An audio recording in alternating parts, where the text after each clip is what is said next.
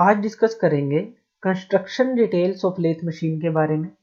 जो lathe machine है वो कौन कौन से पार्ट की बनी होती है और वो जो पार्ट हैं वो क्या क्या काम करते हैं। आज सारी लेथ मशीन के पार्ट्स के कंस्ट्रक्शन और उसकी डिटेल्स के बारे में बात करेंगे। तो सबसे पहले हमारे पास लेथ मशीन की लेग्स होती हैं, जो सबसे बॉटम का पोर्शन है, जो हमारे नीचे फ्लोर के साथ कनेक्ट होती हैं, बोल्टेड होती हैं। ये जो लेग्स है ये कास्टिंग के थ्रू बनाई जाती हैं और ये कास्ट आयरन की बनी होती हैं, क्योंकि जो कास्ट आयरन है वो हाई कंप्रेसिव स्ट्रेंथ होती है उसकी और गुड वियर रेजिस्टेंस होता है, तो हम इसको कास्ट आयरन के साथ कास्टिंग के थ्रू बनाते हैं। इन लेग्स के ऊपर पूरा वेट लेथ मशीन का होता है। तो जो ये लेग्स हैं काफ़ी इंपॉर्टेंट पार्ट होती हैं हमारी लेथ मशीन का। ये लेग्स इस तरह से कास्ट आयरन के साथ बनाई जाती हैं ताकि टोटल वाइब्रेशन की मशीन को और टोटल वेट को सफर कर सकें, सहन कर सकें। तो ये लेग्स होते हैं बेसिक जो बॉटम पार्ट है हमारी लेथ मशीन का। इनके ऊपर होती है ट्रे। जो ये ट्रे होती है ये क्या काम करती है? ये ट्रे हमारा चिप्स कलेक्ट करने का काम करती है। चिप्स क्या होते हैं?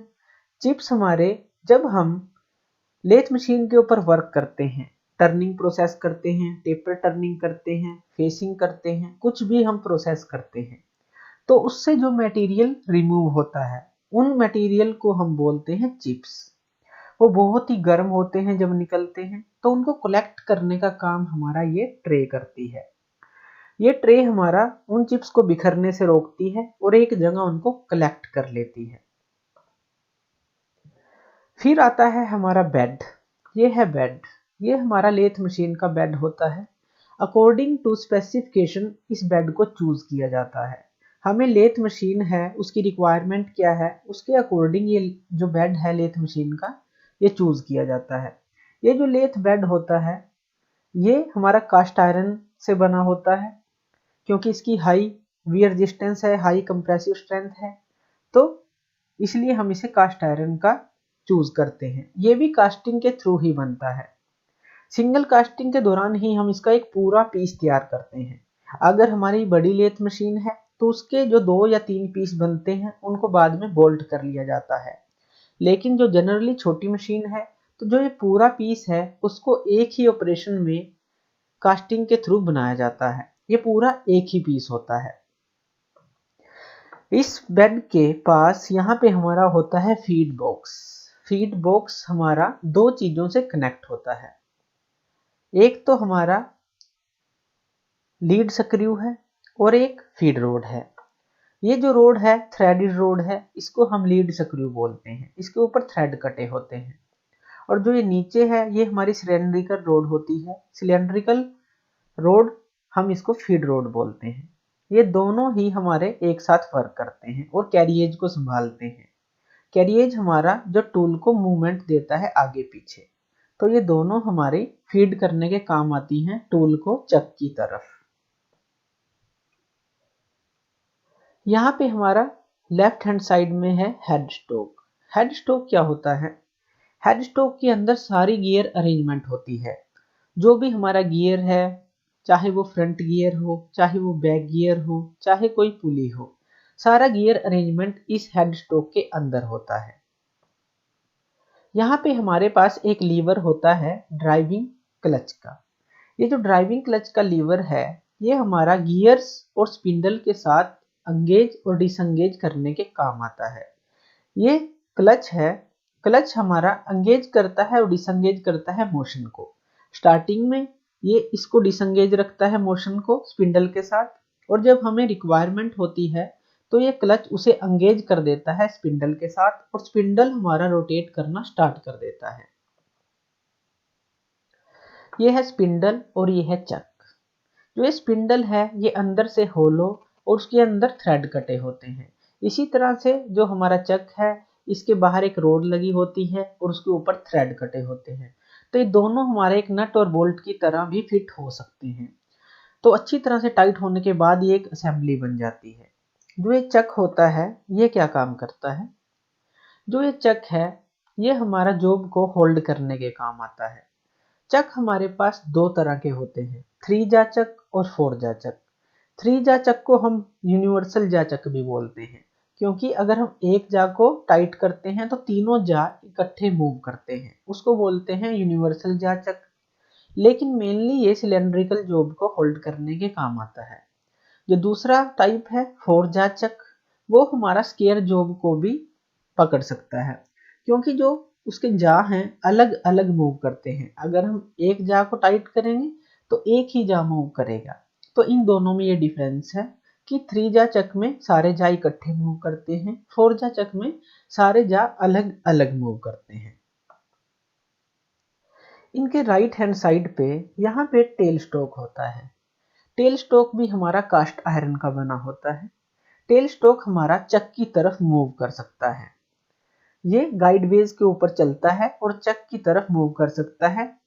अकॉर्डिंग टू रिक्वायरमेंट हम इसको आगे और पीछे कर सकते हैं। इसका फंक्शन क्या होता है? इसका फंक्शन होता है कि कोई अगर हमारे पास वर्किंग के लिए लंबी रोड है तो उस रोड को ये सपोर्ट करता है, ताकि हमारी जो रोड है वर्किंग के दौरान बेंड ना हो, उसके अंदर बेंडिंग ना आए। तो इसके लिए ये यूज करते हैं। इस कॉर्नर को हम डेड सेंटर भी बोलते हैं, क्योंकि ये सिर्फ सपोर्ट करने का काम करता है। यहाँ पे हमें कोई मोशन प्रोवाइड नहीं होता।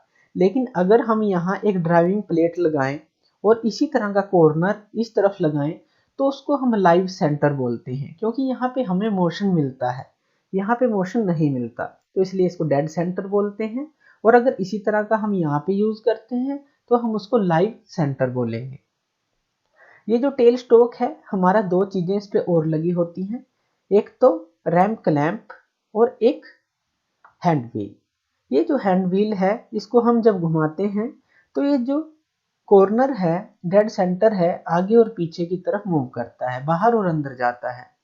रैम्प क्लैंप इसके काम आता है अगर हम उसको कहीं लॉक करना चाहते हैं तो ये हमारा छोटा सा लीवर उसको लॉक कर देता है।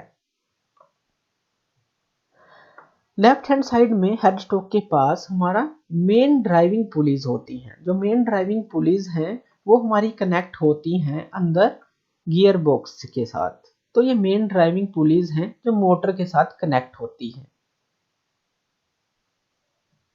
उसके बाद आता है कैरिएज। ये कैरिएज, जो कैरिएज है हमारा 5 चीजों का बना होता है। उसके अंदर क्या क्या आता है? Saddle, cross slide, compound rest, tool post और अप्रन। ये पांचों चीजें मिलकर हमारा कैरिएज बनाती हैं। कैरिएज के ऊपर एक हैंड व्हील होता है जो हमारे कैरिएज को आगे और पीछे की तरफ मूव करवाता है। चक्के साइड और इस साइड किसी भी तरफ हम इसके थ्रू हम उसको मैनुअली मूव करवा सकते हैं इस टोटल कैरिएज को। इस कैरिएज के ऊपर हमारा सैडल लगा होता है। यहाँ पे हमारा एक हाफ नट होता है जो ऑटोमेटिकली मोशन को कनेक्ट करने के काम आता है। अगर हम इसको एंगेज करते हैं तो इस लीड स्क्रू के साथ हमारा कैरिएज ऑटोमेटिकली एंगेज हो जाता है और ये ऑटोमेटिकली ही आगे और पीछे मूव कर सकता है। तो हम इस कैरिएज को इस नट के थ्रू, हाफ नट के थ्रू ऑटोमेटिकली एंगेज कर सकते हैं ताकि हमें मैनुअल फीड ना देनी पड़े। तो इस नट का जो फंक्शन है ऑटोमेटिकली एंगेज करने के लिए है। जब हम कोई थ्रेड कटिंग करते हैं तो हम इस नट का यूज कर लेते हैं ताकि हम मैनुअली इस मोशन का यूज ना करें और एक्यूरेसी के साथ अपने थ्रेड को कट कर सकें। तो ये हाफ नट भी बोलते हैं और स्क्रू कटिंग एंगेज भी इसको हम बोलते हैं। यहाँ पे है क्रॉस स्लाइड व्हील। सैडल के ऊपर हमारी क्रॉस स्लाइड लगी होती है। सैडल हमारा गाइड वेज के ऊपर होता है जो आगे और पीछे मूव करता है। उसके ऊपर हमारा क्रॉस स्लाइड लगी होती है। क्रॉस स्लाइड क्या है? जो परपेंडिकुलर चलेगी। जैसे आगे यहाँ पे अगर हम लेफ्ट और राइट की बात करें तो वो फ्रंट और बैक की तरफ चलेगी। तो क्रॉस स्लाइड व्हील है जो क्रॉस स्लाइड को आगे और पीछे की तरफ मूव करवाता है, इसलिए हम इसे क्रॉस स्लाइड बोलते हैं। तो ये हमारी क्रॉस स्लाइड होती है। क्रॉस स्लाइड के ऊपर हमारी होती है कंपाउंड रेस्ट। ये है कंपाउंड रेस्ट। कंपाउंड रेस्ट क्या काम करती है? वो टूल पोस्ट है जो हमारी उसको सपोर्ट करती है और इस कंपाउंड रेस्ट को हम किसी भी एंगल पे घुमा सकते हैं। जब हम टेपर टर्निंग करते हैं तो हम इस कंपाउंड स्लाइड का यूज करते हैं एंगल पे इसको घुमा के। तो ये कंपाउंड स्लाइड हम यूज करते हैं। अब कंपाउंड स्लाइड के ऊपर हमारी होती है टूल पोस्ट। टूल पोस्ट क्या है? जिसके ऊपर हम सिंगल पॉइंट कटिंग टूल को टाइट करते हैं, वो है टूल पोस्ट। तो इस टूल पोस्ट के अंदर हम अपने टूल को टाइट कर सकते हैं। और लास्ट में है एप्रन। इस सारे को हम एप्रन बोल देते हैं, ताकि जो हमारी मूवमेंट है ऑपरेटर इसकी पहुंच में नहीं पहुंच पाता, तो इसको हम एक तरह का कवर मानते हैं, उसको हम एप्रन बोल देते हैं। तो ये सारे पार्ट्स हैं हमारी लेथ मशीन के। तो थैंक यू ये वीडियो देखने के लिए। और ज़्यादा अपडेटेड वीडियोस के लिए आप मेरे चैनल लर्न एंड ग्रो पे मुझे सब्सक्राइब कर सकते हैं। Thank you.